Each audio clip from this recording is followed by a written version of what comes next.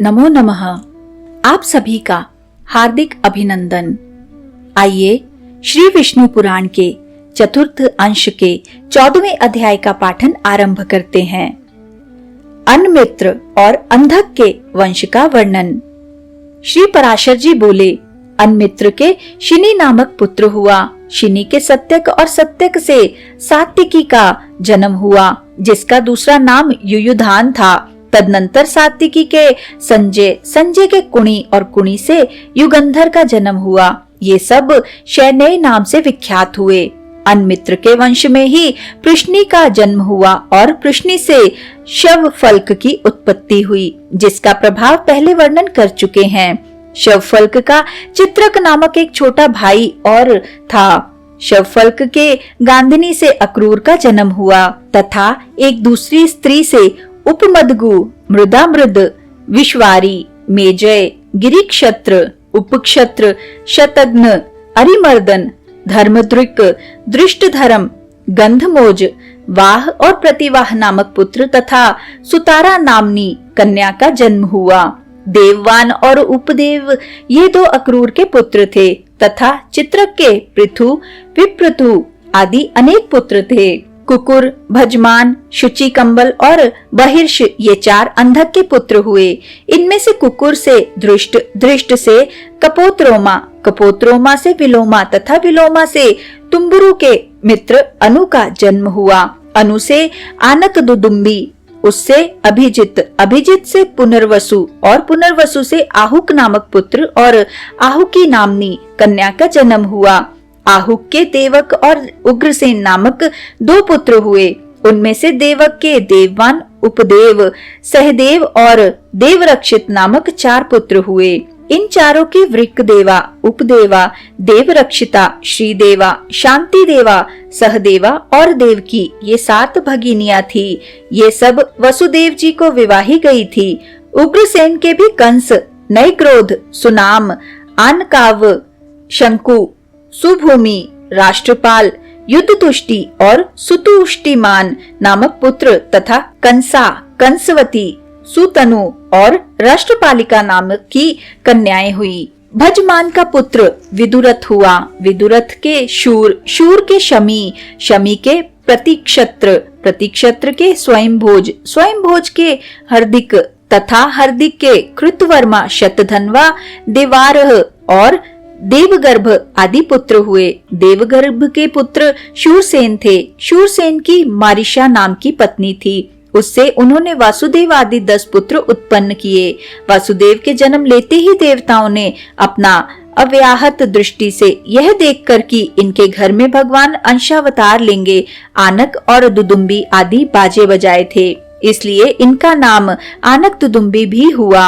इनके देवभाग देवश्रवा, अष्टक, ककुचक्र, वत्सधारक, सृंजय, श्याम, शमिक और गंडूष नामक 9 भाई थे तथा इन वसुदेव आदि 10 भाइयों की पृथा, श्रुतदेवा, श्रुतकीर्ति, श्रुतश्रवा और राजादि देवी ये 5 बहनें थी। शूरसेन के कुंती नामक एक मित्र थे। वे निसंतान थे, अतः शूरसेन ने दत्तक विधि से उन्हें अपनी पृथा नाम की कन्या दे दी थी। उसका राजा पांडु के साथ विवाह हुआ। उसके धर्म, वायु और इंद्र के द्वारा क्रमशः युधिष्ठिर, भीमसेन और अर्जुन नामक 3 पुत्र हुए। इनके पहले इसके अविवाहितावस्था में ही भगवान सूर्य के द्वारा करण नामक एक कानीन पुत्र और हुआ था। इसकी माद्री नाम की एक सपत्नी थी। उसके अश्विनी कुमारों द्वारा नकुल और सहदेव नामक पांडु के 2 पुत्र हुए। शूरसेन की दूसरी कन्या श्रुतदेवा का कारुष नरेश वृद्धधर्मा से विवाह हुआ था। उससे दंतवक्र नामक महादैत्य उत्पन्न हुआ। श्रुतकीर्ति को कैकेयी राज ने विवाह था। उससे केकय नरेश के संतर्दन आदि 5 पुत्र हुए। राजादि देवी से अवंती देशीय विंद और अनुविंद का जन्म हुआ। श्रुतशवा का भी चेदीराज दमघोष ने पाणी ग्रहण किया। उससे शिशुपाल का जन्म हुआ। पूर्व जन्म में यह अतिशय पराक्रमी हिरण्यकशिपु नामक दैत्यों का मूल पुरुष हुआ था, जिसे सकल लोक गुरु भगवान नरसिंह ने मारा था। तदनंतर यह अक्षय, वीर्य, शौर्य, संपत्ति और पराक्रम आदि गुणों से संपन्न तथा समस्त त्रिभुवन के स्वामी इंद्र के भी प्रभाव को दबाने वाला दशानन हुआ। स्वयं भगवान के हाथ से ही मारे जाने के पुण्य से प्राप्त हुए नाना भोगों को वह बहुत समय तक भोगते हुए अंत में राघव रूपधारी भगवान के ही द्वारा मारा गया। उसके पीछे यह चेदीराज दमघोष का पुत्र शिशुपाल हुआ। शिशुपाल होने पर भी वह भूभार हरण के लिए अवतीर्ण हुए भगवदंश स्वरूप भगवान पुंडरीकाक्ष में अत्यंत द्वेष बुद्धि करने लगा।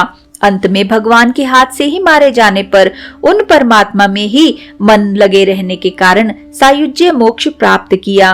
भगवान यदि प्रसन्न होते हैं तब जिस प्रकार यथेच्छ फल देते हैं, उसी प्रकार अप्रसन्न होकर मारने पर भी वे अनुपम दिव्य लोक की प्राप्ति कराते हैं। इसी के साथ आज के इस सुंदर पाठन को हम यहीं पर विराम देते हैं और अगले अध्याय के पाठन के लिए हमारे साथ फिर से जुड़िएगा। आइए विष्णु जी के इस सुंदर मंत्र से आज के पाठन का समापन करते हैं। ओम नमो भगवते वासुदेवाय। ओम नमो भगवते वासुदेवाय।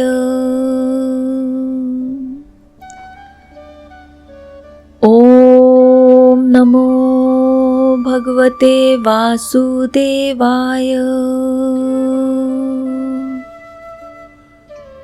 ओम नमो भगवते वासुदेवाय।